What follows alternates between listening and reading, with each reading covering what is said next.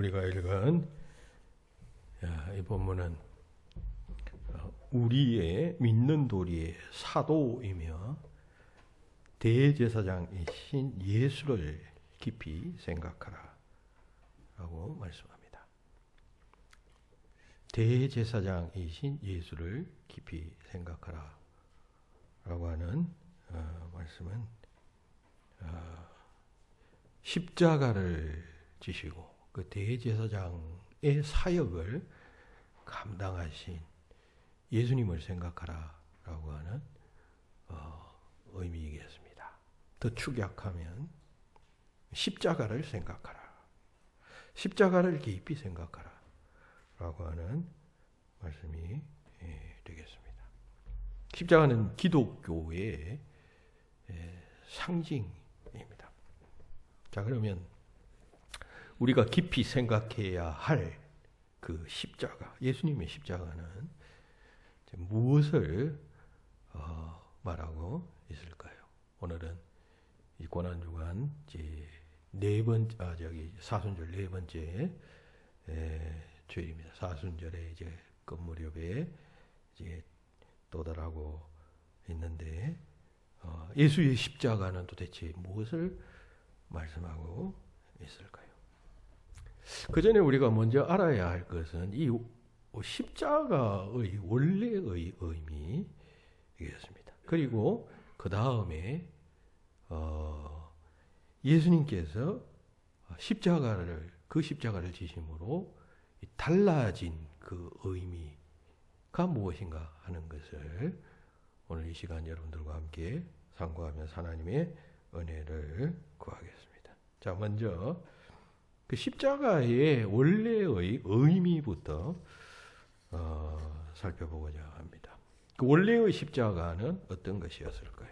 원래 이 십자가는 유대인들이나 헬라인들에게 저주의 상징이었습니다.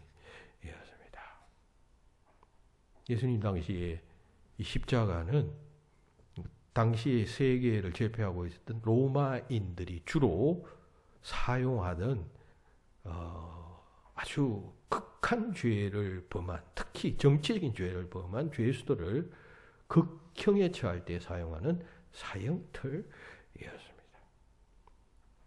이 십자가는, 즉 십자가 처형은 인간들이 고안한 사형 방법 중에 가장 잔인한 방법입니다.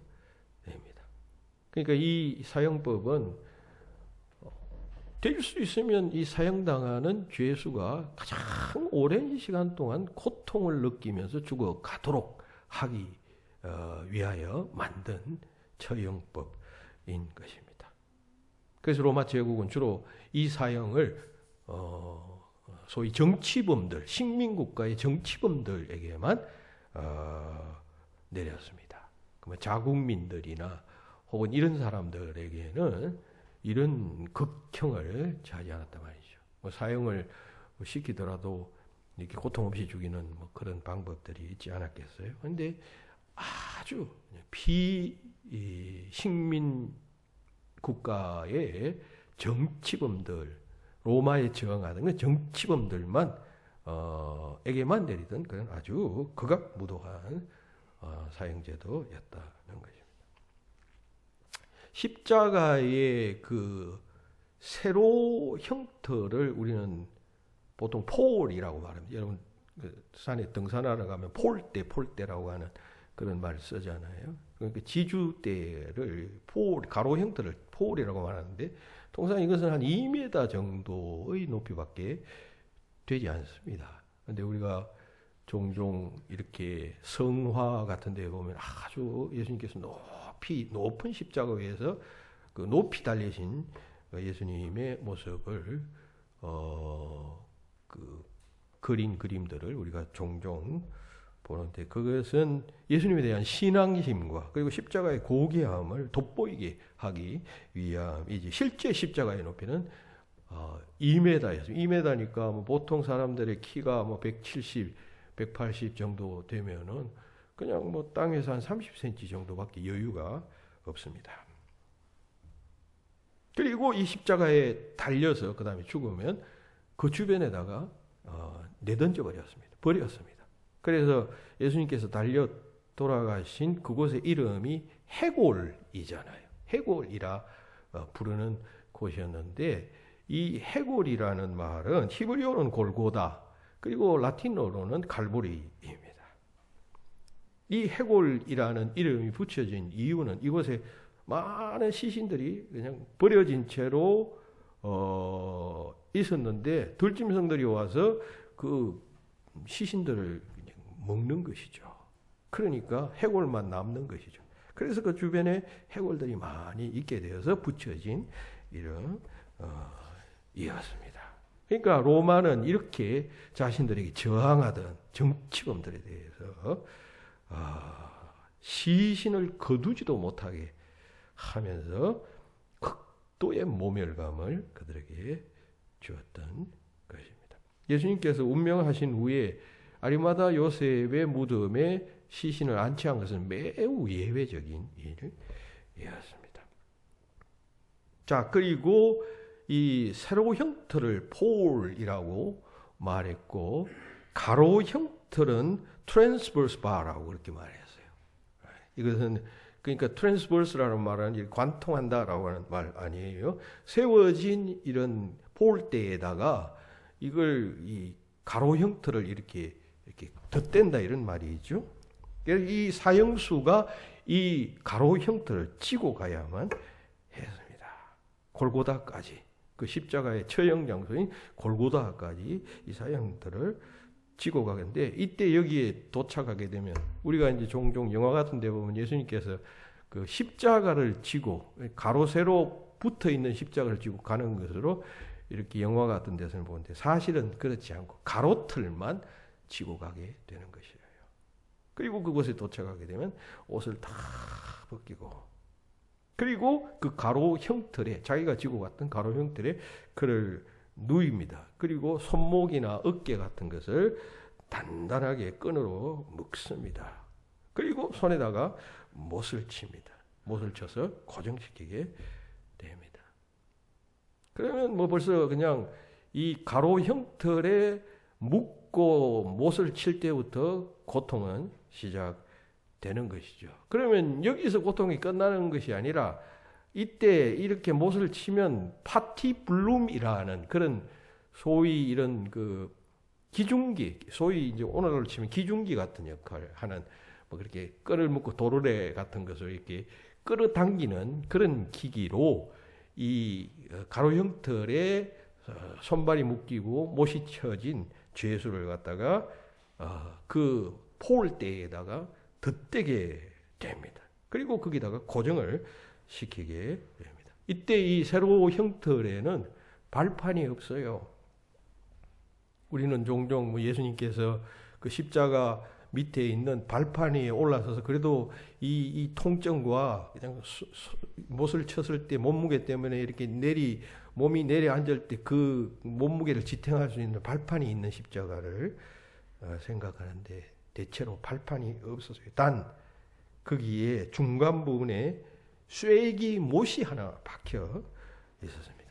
거기에 겨우 사형수의 엉덩이만 걸칠 수 있도록 되어져 있었습니다. 그리고 이 십자가를 덧대고 난 뒤에, 가로 형태를 세로 형태에 덧대고 난 뒤에 다시금 그 시신의 발을 단단하게 묶거나 혹은 그 발을 아래로 꺾어서, 여러분 십자가에 달려있으면 발이 이렇게, 보통 우리가 발이 이렇게 90도로 이렇게 되잖아요. 그러니까 이걸 이렇게 꺾어가지고 여기다가 못을 치게 됩니다. 그렇게 되면 이제 십자가의 형이, 작업이 끝나는 것이에요. 십자가 형 작업이 끝나게 되는데, 문제는 그 다음부터입니다. 그 상태로 사형수들은 몇 날 며칠을 십자가에서 달려서 서서히 고통 가운데서 죽어갔습니다. 보통 이때 사형 집행자들은 몰약이나 신포도주 같은 것을 사형수의 입에다가 찍어주게 됩니다. 이유는 뭐 그 사형수들이 목이 말라서 불쌍해서 이렇게 모략이나 혹은 심포도주를 찍어주는 것이 아니라 사형수들이 거기 달려서 몇 시간씩 혹은 며칠씩 달려 있으면 의식이 들었다, 고통 때문에 의식이 들었다, 정신을 잃었다, 막 이렇게 됩니다. 그러니까 이 심포도주와 몰약을 주는 이유는 자극적인 그러한 음료니까 이걸 입에 맛을 보게 되면 정신이 들 것 아니에요. 그러니까 혼미해져서 이 십자가상에서 당하는 고통을 느끼지 못할까봐 고통을 더 느끼라고 몰약과 신포도주를 사형수 입에다가 찍어 주었던 것입니다. 배려가 아니죠. 아주 잔인하게도 정신을 차려서 죽어가는 그 고통을 생생하게 경험하도록 하기 위해서 그같이 한 것이에요. 그래서 마가복음 15장 23절에 보면 예수님께서 몰약을 탄 포도주를 예수님께 주었지만은 예수님께서는 그것을 받지 아니하시니라 라고 말씀하고 있어요. 이유는 예수님께서 그것을 받지 않는 이유는 자명한 것이죠. 마태복음에 할 것 같으면 마가복음에 할 것 같으면 이 예수님께서는 6시간 동안 십자가에 달려 있었습니다. 오전 9시에 십자가에 달려서 오후 3시에 운명하신 것으로 되어져 있어요. 그러니까 6시간 십자가에 달려 있다가 돌아가셨으니까 다른 사람에 비해서 비교적 빠른 시간에 운명하신 것이. 그것은 왜 그러냐 하면 예수님께서 그동안 채찍에 맞고 밤새도록 그냥 재판받고 이것저것 왔다 갔다 하며 조롱받고 그 전에 고통이 너무나도 심해서 매우 약해져 있었던 상태였기 때문이었습니다. 이렇게 십자가에서 서서히 죽어가는데 대부분 의학자들은 이렇게 십자가상에서 죽어갈 때의 그 사망 이유는 숨이 막혀서 죽는다고 합니다. 뭐 피를 흘려서 뭐 그냥 심장이 멎어서 이게 아니라 숨이 막혀서. 여러분 생각해 보세요. 여기 지금 그 팔이 묶였어요. 그리고 못이 박혔어요. 그리고 온 몸의 무게가 이 두 손에 그냥 다 그냥 이게 가는 것이에요.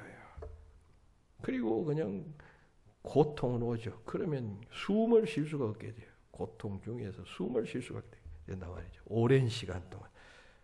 그래서 점진적 질식사가 사망이라고들 그렇게 말하고 있습니다. 이처럼 십자가는 인간이 경험하는 최대한의 고통을 수반하는 사형법인 것입니다. 자, 두 번째 우리가 생각하자. 이 십자가에 예수님께서 달려 돌아가셨단 말입니다. 예수님의 십자가. 이것은 예수님은 어떻게 그러면 십자가에 달려 돌아가셨을까? 우리는 예수님께 십자가에 달려 돌아가셨다니까 뭐 당연히 그런 것으로 알고 있는데 그렇지 않아요. 여기 이유가 있어요. 왜 예수님은 그 이렇게 잔인한 십자가에서 처형을 당했을까요? 예수님께서 빌라도 앞에서 재판 받으실 때 사람들은 이 예수님 대신에 그 폭동죄를 범했던 바라바라고 하는 인물을 놓아주십시오라고 빌라도에게 청원합니다. 당시에는 6월절이었기 때문에 6월절에는 죄수 한 명을 풀어주는 그러한 관행이 있었어요. 그래서 빌라도는 예수가 별 죄가 없는 자라고 하는 사실을 알고 그 유대인들의 그 6월절 관행을 알고 있었기 때문에 예수를 풀어주려고 했는데 그런 기미를 알아차리자 군중들이 예수 아니고 바라바를 풀어주십시오라고 외치게 됩니다. 이것은 왜냐하면 이것은 이 사내들인 그 공의회의 대제사장들과 유대 교권자들이 이 그 군중들을 선동했기 때문이에요. 요즘도 선동이 있잖아요. 선동. 정치는 선동 아니에요. 거의 선동 아니에요. 어떻게 하든지 예수를 십자가에 못 박도록 하기 위해서 아주 그 사람들은 뭐 권력과 지혜나 기타 뭐 여러 면에서 우수한 사람들이니까, 똑똑한 사람들이니까 군중들을 부추겨서 선동하게 됩니다. 예수를 십자가에 못 박게 해야 돼. 예수를 십자가에 못 박게 해야 돼. 이렇게 해서 군중들이 거기에 영향을 받게 되고, 그래서 이 그 별 생각 없는 군중들이 그냥 거기에 그냥 걸려들어가지고 예수를 십자가에 못 박아야 합니다. 했던 것입니다. 아니, 이때 어떤 죄수를 죽일 때 유대인들이 기본적으로 취하는 사형법은 돌을 들어서 돌을 쳐서 죽이는 방법도 있잖아요. 여러 가지 사형 방법이 있어요. 일반적인 방법은 돌을 들어서 쳐 죽이는 것이에요. 종교적인 이유로 어떤 죄를 범하면. 스데반도 그렇게 죽었잖아요. 그런데 굳이 이 사내들이는 예수를 십자가에 못 박아야 한다라고 그렇게 생각하고 군중들을 그렇게 선동했던 것입니다. 당시 예수님은 이 사내들인으로부터는 굉장한 미움을 받고, 어떻게 하든 유대 교권자들은 이 예수를 넘어뜨리기 위해서 애를 쓰지만 백성들로부터는 엄청난 지지를 받고 있었습니다. 그 때문에 이 사내들인이 예수를 제거하는 방법에 신중을 기해야만 했습니다. 자칫하면 그렇게 해서 잘못 죽여놓으면 나중에 큰 우환을 당할 수가 있었기 때문입니다. 그래서 그들은 머리를 쓴 것이죠.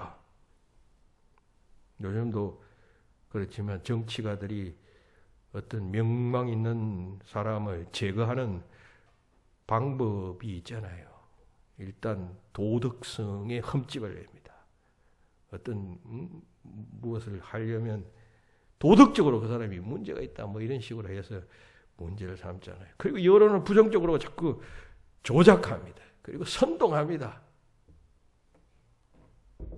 여러분, 예수님께서 당하셨던 것이 그런 것이에요. 예수님께서도 유다 교권자들로부터 유다 교권자들이 예수님을 제거한 수순도 바로 그런 것이에요. 당시에 이 대제사장을 비롯한 유다 교권자들은 예수가 훌륭한 선지자다, 혹은 또 하나님의 아들이다, 이렇게 존경받고 있었어요. 일부의 사람들은 그렇게 생각을 했어요, 여전히.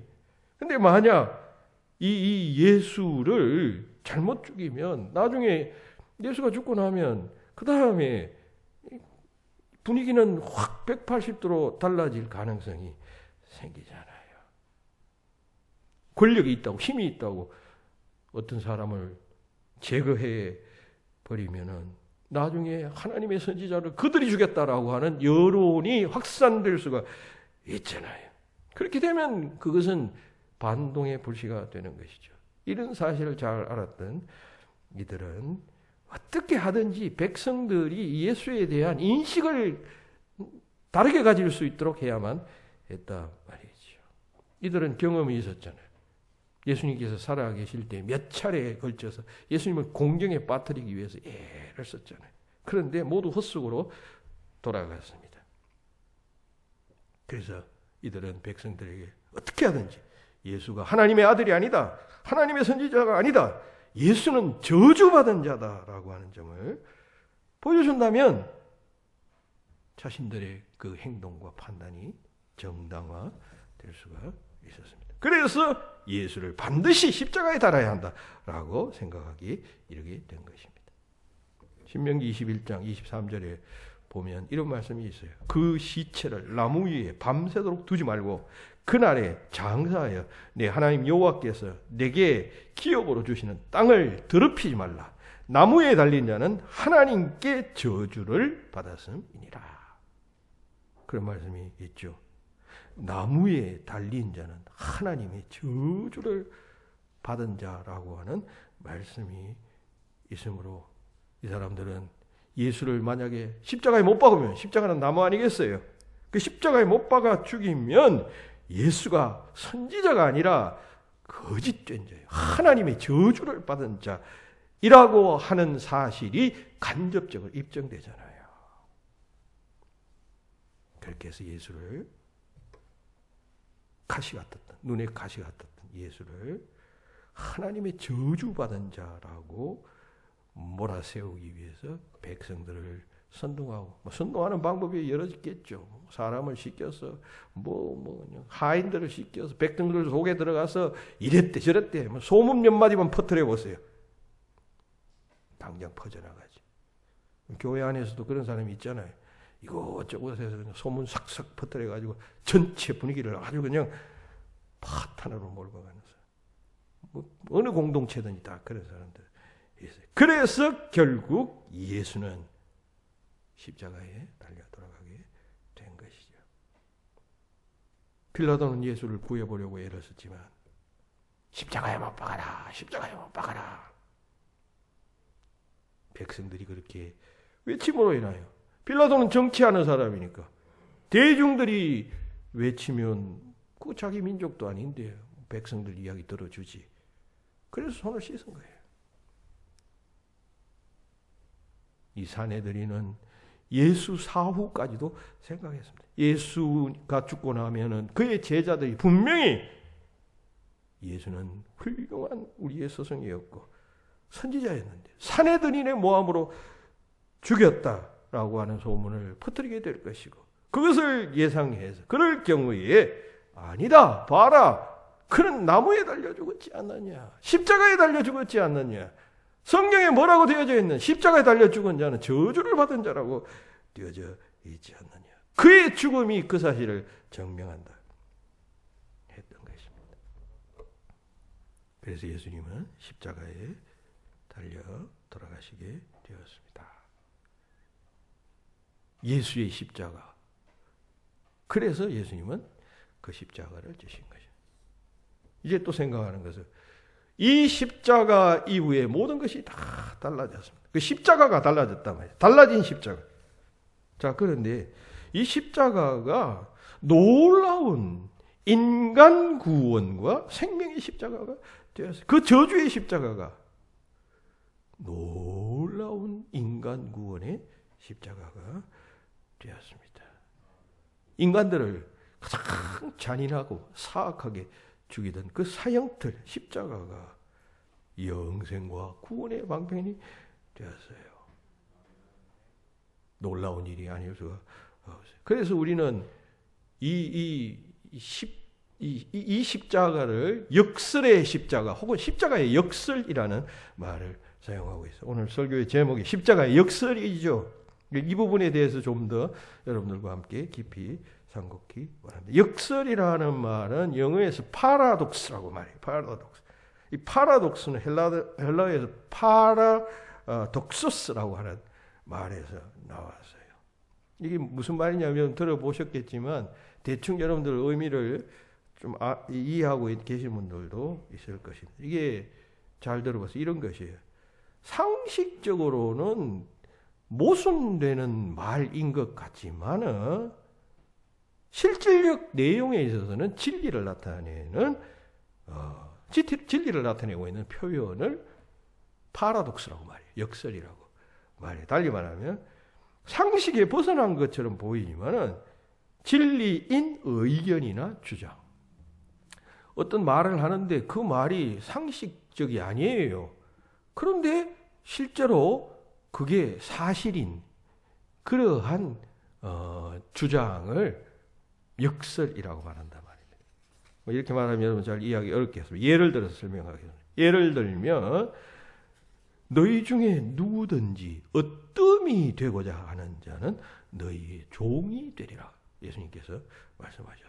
아니 어뜸이 되고자 하면은 높은 자리에 올라가고 다스리는 위치에 서야 되는데 예수님은 종이 되라. 종은 지배받고 시키는 일을 하고 그냥 자유가 없고 그러잖아요. 그런데 그런 자가 어뜸이 된다 해서 이게 논리적으로 안 맞죠. 그런데 사실 그런 일이 있단 말이죠. 그런 주장을 역설적 진리, 역설적 가르침이라 그렇게 이야기하는 것이에요. 또 누구든지 제 목숨을 구원하고자 하면 잃을 것이요. 누구든지 나를 위하여 제 목숨을 잃으면 찾으리라. 아니 생명을 보존하려면 지 목숨 지가 지켜야 죽지 않는 것 아니에요. 그런데 지금 이 이야기는 죽어라. 그래야 산다. 이 이야기 아니에요. 그러니까 이게 모순된 주장 아니에요. 이게 있을 수 없는 이야기 아니에요. 엉터리 주장 아니에요. 그런데 사실 그렇다 그런 이야기입니다. 또 예수님께서 말씀하셨죠. 먼저 된 자가 나중되고 나중된 자로서 먼저 될 자가 많으리라. 아니 먼저 되면 먼저 된 것이지. 그리고 꼴찌하면 꼴찌인 것이지. 그죠? 그게 상식 아니에요. 상식 아니에요. 먼저 되면 빨리 가면 빨리 달려가면 뭐 성공하고 그런 것이죠. 늦게 출발하면 늦게 시작했으니까 늦어지는 것이죠. 나중되는 것이죠. 그런데 먼저 된 자가 나중되고 나중된 자가 먼저 된. 실제 그런 일이 있단 말이죠. 이게 논리적으로는 맞지 않는 말인데 실제 그런 일. 이런 주장과 주장을 역설이라고 그렇게 말한다라고 하는 것입니다.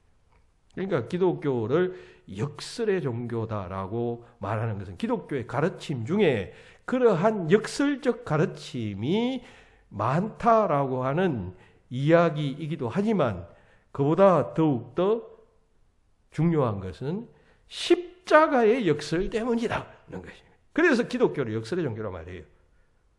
여러분, 역설 중에 최고의 역설은 예수님이 지신 그 십자가예요.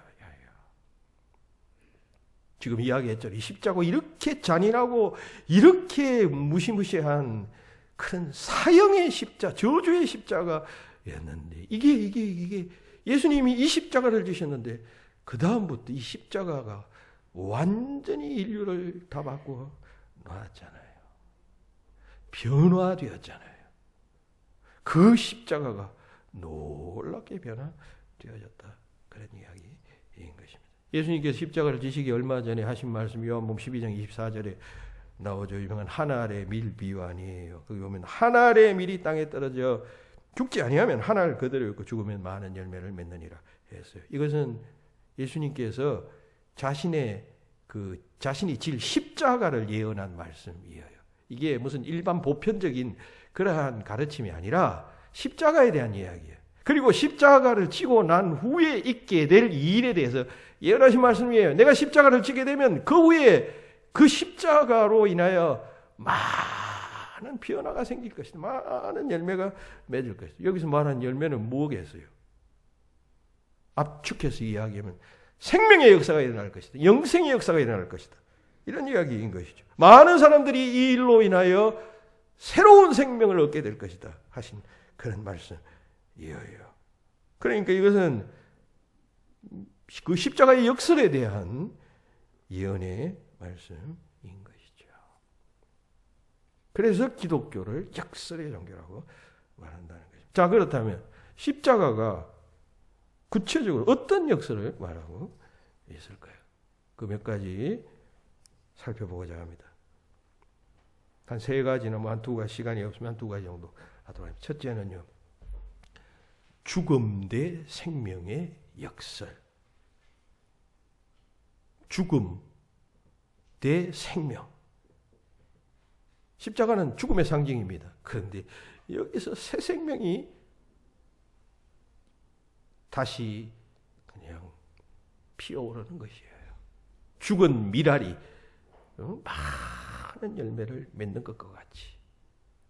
여기서는 많은 열매지만 여러분 이 십자가에는 그런 양적인 문제뿐만 아니라 질적인 새로운 생명의 역사가 일어나기 때문에 죽음 대 생명의 역설이라 그렇게 표현하는 것입니다. 십자가 때문에, 예수님의 십자가 때문에 역설의 역사가 일어났잖아요. 새 생명의 역사가 그 다음에 뒤따랐잖아요. 창세기 3장에 인간이 어떻게 죽었는가 하는 문제에 대해서 설명하고 있어요. 왜 인간이 죽게 되었습니까? 하나님께서 금지한 선악을 알게 하는 나무의 열매를 먹지 말라라고 했는데 아담과 하와가 불순종했어요.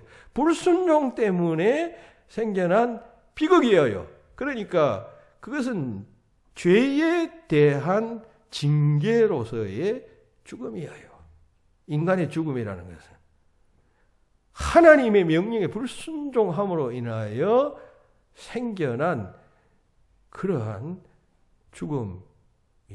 우리가 장례식장에 가면 우리 사랑하는 뭐 가족들, 이웃들 혹은 또 뭐 친척들이 죽습니다만은 죽으면 뭐 사람이 살다 죽는 것 뭐 그렇게 자연적 죽음을 생각하는데 여러분 깊이 생각하셔야 됩니다. 그리스도인이라면 이래서 죽는구나.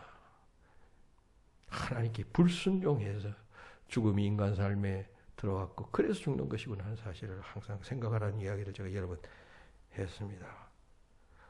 그런 존재로 전락해서요. 그 죄를 범함으로 인해서 하나님께서 에덴 동산에서 쫓아내어 버렸어요. 그리고 죽음이 왔고 인간은 노동해야 되고 일생 동안 수고해야 하며 여인 해산의 고통을 겪는 등등. 여러분 에덴 동산에서 무슨 노동이 필요했겠어요? 하나님께서 다 그냥 만들어 주셨는데. 그런데 인간은 그래서 죽는 줄도 모르고 살고 있는 것이에요. 그런데 하나님께서는 인간을 새롭게 하시는 그 원래의 상태로 회복시키시려고 예수 그리스도를 이 땅에 보내셔서 십자가에 달려 돌아가게 하심으로 그리고 누구든지 그 십자가의 능력을 믿고 그 십자가가 무엇을 위한 십자가인가 하는 사실을 믿는 자에게는 이 구원, 여러분 복음서에서는 구원이라고 표현했지만 요한복음에서는 영생이라고 표현했어요. 영생은 또 생명이라는 단어와도 같은 말. 그 생명의 역사, 구원의 역사를 허락하여 주시기 위하여 십자가에 달려 돌아가게 하신 것이죠. 그래서 그 십자가는, 그 저주의 십자가는 영생의 십자가, 새 삶의 십자가가 되었고 그런 역설이 십자가 속에 있다. 그런 이야기입니다. 요한복음 6장 53절 55절에서 예수께서 말씀하셨죠. 인자의 살을 먹지 아니하고 인자의 피를 마시지 아니하면 너희 속에 생명이 없느니라. 내 살을 먹고 마시는 자는 영생을 가졌고 마지막 날에 내가 그를 살리리. 내 살은 참된 양식이요 내 피는 참된 음료라 라고 말씀하셨습니다. 십자가에 달리신 예수, 찢기우는 살, 흘리신 피, 십자가에서 있었던 일 아니에요. 먹고 마시는 것을 믿는다라고 하는 뜻입니다. 그것을 믿을 때에 우리는 새 생명, 영생, 하나님의 생명, 그 원래의 생명, 에덴 동산에서 인간에게 원초적으로 처음 주시고자 하신 그 생명을 다시 회복한다. 그런 뜻인 것입니다. 그러므로 우리는 십자가를 묵상할 때 항상 그 두 가지를 묵상해야 됩니다. 하나는 저주의 십자가, 고통의 십자가. 그 생각하고 하나는 이 십자가를 통해서 인간에게 주시고자 하셨던 그 생명, 그 놀라운 생명. 그 두 가지 같이 생각해야 돼요. 예수님께서 그 십자가를 지심으로 말미암아 그 같은 역설적 사건을 이루셨다는 사실을 항상 생각하며 그 십자가에 달린 예수님께 감사하고 충성하고 헌신하고 봉사하고 일생 내 삶을 다 그분께 그냥 봐수어서 그냥 드려도 모자랄 것이라고 생각하고 정신없이 충성하고 끝없이 충성해도 모자란다고 생각하고 주님 앞에 충성해야 하는 것이에요. 두 번째, 이 역설은 저주 대 축복의 역설이에요. 저주 대 축복. 여러분, 예수님 당시 십자가는 저주의 상징이라고 말했죠. 그것은 유대인들에게도 그랬고 헬라인들에 그랬습니다. 지난 주일날 우리가 고린도전서 1장 말씀을 묵상했는데 사도 바울은 십자가에 대해서 유대인들에게는 이것이 끄리끼는 것이요 이방인들에게는 미련한 것이다라고 했어요. 이것은 당시에 사람들이 십자가를 어떻게 생각했느냐 하는 것을 잘 엿보게 하는 말씀이에요. 유대인들은 끄리끼는 것이라고 했어요. 여기서 끄리끼는 것이요 하는 것은 라는 말은 끔찍하게 생각하는 것이요 라고 하는 의미예요. 앞서 말씀드린 대로 유대인들은 나무에 달린 자를 하나님의 저주를 받은 자라고 여겼기 때문에 십자가도 나무 아니에요. 그러니까 나무에 달려 죽는 거 아니에요. 그러니까 그것은 정말 끔찍한 일이라고 생각했다. 그런 이야기입니다. 헬라인들은 미련하게 생각했어요. 특별히 이방인들은 미련하게 생각했어요. 그렇잖아요. 아니 십자가에 달려 죽는 것과 세상 인류를 구원한다는 것을 그걸 연결시키고 있으니까 기독교인들이 그걸 연결시키고 있으니까 세상에 이렇게 황당하고 미련한 종교가 어디 있느냐 하지 않았겠어요. 괜찮아요? 뭐가 좀 이치에 맞아야 하지 않아요. 뭐가 근사한 사람이 그냥 왕위를 벗어던지면서 그냥 혹은 또 왕으로 와서 왕자로 와서 뭐 그랬다면 또 그건 또 조금 더 다를 것입니다. 그래서 이방인들은 십자가를 미련한 것으로 여겼습니다. 그 논정 자체가 미련한 것으로 취급했다는 것이죠. 여러분 우리도 그렇지 않아요. 가끔 요즘 신천지 때문에 문제가 돼. 신천지 이만희 그 사람이 그 무슨 그 유튜브에서 한번 뭐 이렇게 이야기하는 걸 제가 한번 유심히 한 들어봤어요. 한 10분 동안 들어봤는데 무슨 이야기를 하는 건지 요한계시록만 붙잡고 왔다 갔다 하고 앉았는데 저런 이야기를 듣고 참 현혹된다는 게 참 미련하다라고 하는 생각을 가져보았습니다. 비유를 그렇게 들어서 뭐 되겠습니까만은 어쨌든 이방인들은 기독교에 대해서 그렇게 생각했단 말이죠. 심지어 로마인들은 십자가를 입에 올리기조차 싫어했습니다. 너무나도 저주스러운 십자가였기 때문에 그 말 자체를 내뱉지 않았다라고 합니다. 그런데 지금 바울은 이방인들은 그렇게 여기고 또 유대인들도 그렇게 여기지만 나는 즉 우리는 그 십자가를 자랑스럽게 외치며 증거한다라고 고린도전서 1장 23절에서 말하잖아요. 바울 당시의 그리스도인들은 여기서 우리라고 했으니까 바울 당시의 그리스도인들은 그리스도의 십자가가 저주가 아니라 놀라운 하나님의 은총이고 축복이라고 여겼다라고 하는 말인 것입니다. 십자가 속에 그런 하나님의 복이 있잖아요.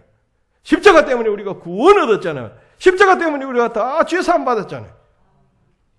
놀라운 축복이 거기에 담겨져 있잖아요.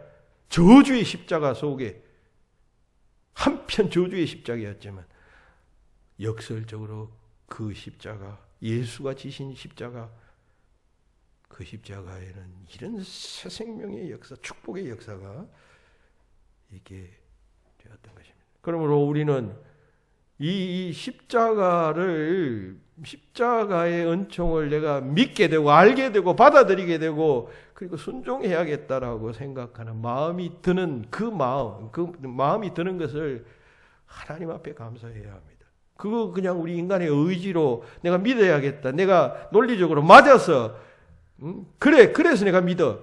이런 게 아니잖아요. 그 성령께서 우리 마음을 감동시켜 주셔서 내가 믿게 된 것이고 내가 받아들이게 된 것이고 그 은혜로 말미암아 믿음으로 구원받게 된 것 아니에요. 세상 많은 사람 가운데 내가 그 선택받은 사람이 되었다는 사실. 그 역설의 십자가, 그 축복의 십자가가 깨달아졌다라고 하는 사실. 감사하며 하나님 앞에 응답하는 자들이 되어져야 하겠습니다. 사랑하는 성도 여러분, 지금 코로나19 바이러스로 인해서 온 세상이 대혼란에 빠졌어요.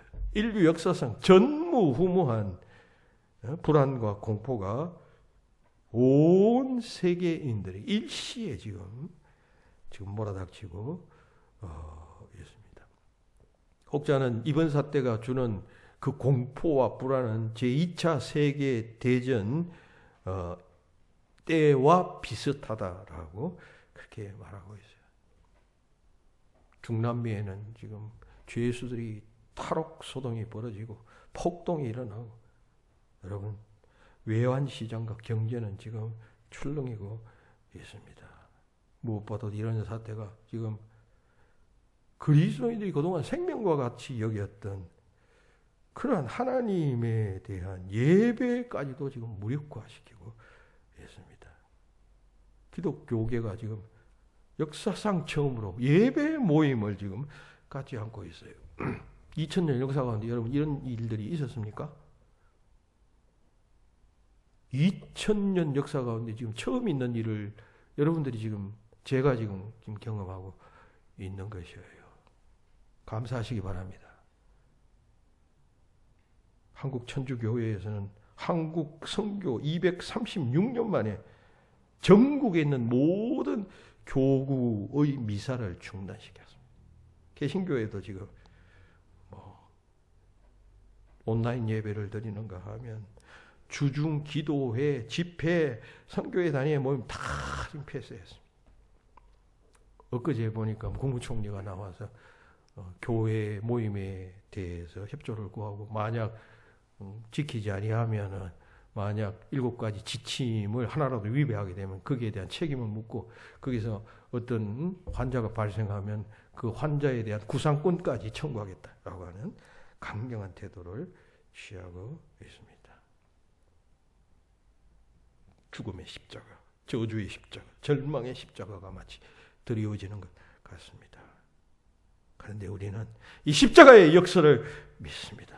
결국 이 죽음과 저주, 이 절망, 이 새 생명과 축복의 역사, 희망의 역사. 십자가는 원래 그런 것이니까요. 그러한 십자가로 바뀌게 될 줄로 믿습니다. 그러므로 우리 굳은 마음 가지시고 여러분 하나님 우리 믿잖아요. 하나님이 살아계시잖아요. 하나님은 역사이시잖아요. 여기 뜻이 없을까요? 깊고 깊은 하나님의 뜻이 있지요. 살아계신 하나님의 뜻이 있어요. 제2차 세계대전 중에 독일의 쾰른이라고 하는 곳에서 그 지하 동굴이 발견되는데 여러분 이 이야기 많이 들으셨을 것입니다. 거기에 벽에 그 컴컴한 벽에 이런 글이 쓰여 있는 새겨져 있었어요. 태양이 구름을 가려 빛나지 않더라도 나는 태양이 있음을 믿습니다. 사랑이라고는 조금도 느껴지지 않을지라도 나는 사랑을 믿습니다. 하나님께서 침묵 속에서 계시더라도 나는 하나님을 믿습니다. 이 시를 누가 썼는지 몰라요. 그러나 확실한 것은 참 신앙이 좋은 사람이 있었겠죠. 전쟁의 막바지 그 엄습한 그 동굴 속에서 그 지하 벙커 속에서 태양을 어떻게 볼 수 있었겠어요?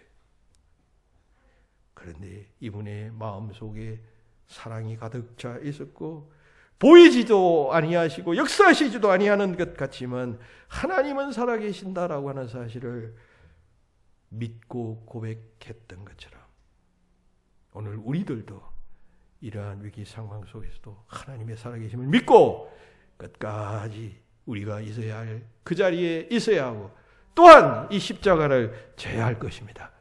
여러분 시간이 좀 길어졌지만 한 가지 이야기를 하고 너무나도 귀한 이야기인 것 같아서 여러분들이 꼭 알아야 될 이야기인 것 같아서 다른 부분은 지금 생략하고 이야기하겠습니다. 여러분 제가 이 설교를 준비하다가 어떤 책을 보니까 참 귀한 글을 발견했어요. 여러분 십자가는 세워놓고 보면 더하기 표예요. 근데 이 십자가를 등에 지면 곱하기 표로 변합니다. 무슨 이야기냐? 우리 십자가를 더하기 표 이런 상태로 등에 칠 수가 없어요. 그죠? 이렇게 기울여서 져야 십자가를 제대로 지게 되죠. 그러면 그걸 앞에서 보면 곱하기 표처럼 보인단 말이죠. 우리가 십자가를 치고 가는 삶을 살아야 한단 말이죠. 그리스도인들은 그렇잖아요. 예수님께서 십자가를 지신 것처럼 그리스도인들도 십자가를 치고 가야 하는데 그렇게 십자가를 치면 여러분 곱하기 역사, 역설의 역사가 일어난다는 그런 이야기예요. 여러분 100만 원에 100만 원을 더하면 200만 원밖에 안 돼요. 그런데 100만 원에 100만 원을 곱하면 여러분 10억 원이에요. 곱하기의 역사. 십자가를 지고 가는 자에게는 큰 역설의 역사가 일어난다는 그런 이야기 아니에요. 여러분 곱하기 신앙인이 되어야지. 여러분 더하기 신앙인이 되면 되겠어요? 더하기 신앙인은 겨우 2배의 이익만 남겨요. 십자가 안 지고 그냥 여러분 참 신앙인은 십자가를 지고 가는 것이에요. 어렵고 힘들고 그럴 때 십자가를 등에 지고 가는 자는 무겁고 힘들지만 거기에 곱하기 역사가 일어나서 많은 열매를 거두는 것이에요. 사람들은 십자가를 세워놓고 봅니다.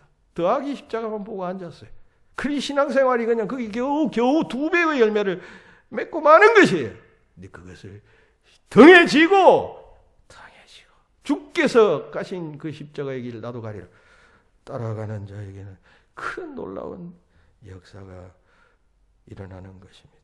십자가를 지고 주를 따라가심으로 현생과 내세에서 참된 만족과 기쁨, 승리의 열매를 맺게 되는 저와 여러분들이 되시기를 주의 이름으로 축원합니다. 하나님 감사.